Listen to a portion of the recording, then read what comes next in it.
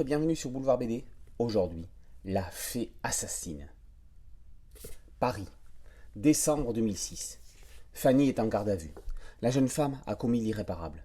Le soir du 24, mariée à Thibault, un médecin de garde ce jour-là, Fanny semblait avoir tout pour être heureuse. Pourtant, entre un père absent et une mère toxique, les blessures de jeunesse sont profondes.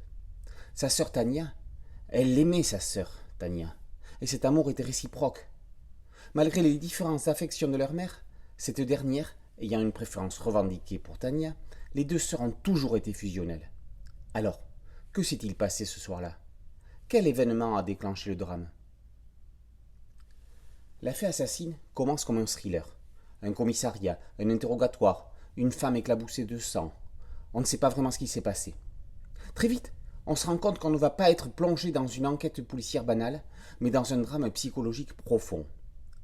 À la manière d'un thérapeute, la scénariste Sylvie Roge creuse les failles pour nous inviter dans la cicatrice morale de Fanny, meurtrissure d'enfance qui ne se sont jamais refermées et qui, pour cause, ne peuvent pas être guéries parce que le mal est encore là.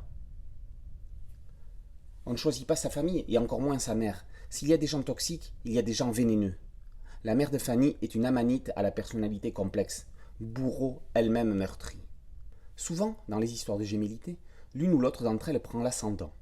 Ici, les liens sont étroits. Il n'y a rien de malsain entre les deux jumelles. À une filiation compliquée, les auteurs opposent une relation bienfaisante et fusionnelle entre Fanny et Tania. Roge et Grenson ne signent pas une simple œuvre de fiction, ils ont mis aussi beaucoup d'eux au travers des personnages de l'oncle et de la tante des jumelles. Dans un découpage aéré, Olivier Grenson donne une place primordiale au visage. Les regards, tristes, haineux, joyeux aussi parfois, car il y en a dans toute vie, aussi malheureuse puisse-t-elle être, suffisent pour tout comprendre. On pourrait presque suivre toute l'histoire sans rien lire. Impressionnant.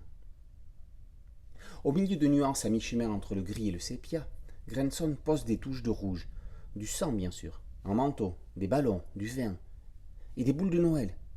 Le dessinateur de Niklos Koda pense chacune de ces planches. Ce sapin qui clignote page 10.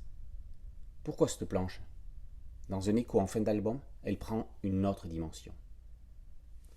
Entre Garde à vue de Claude Miller et Les liens du sang de Claude Chabrol, La fée assassine est un thriller psychologique dont les personnages puissants, joués par des acteurs de choix, feraient un excellent film.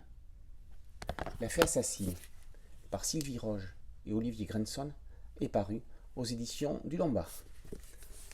Si tu as aimé cette vidéo, n'oublie pas de liker et de t'abonner à la chaîne. Et à très bientôt sur Boulevard BD. Ciao!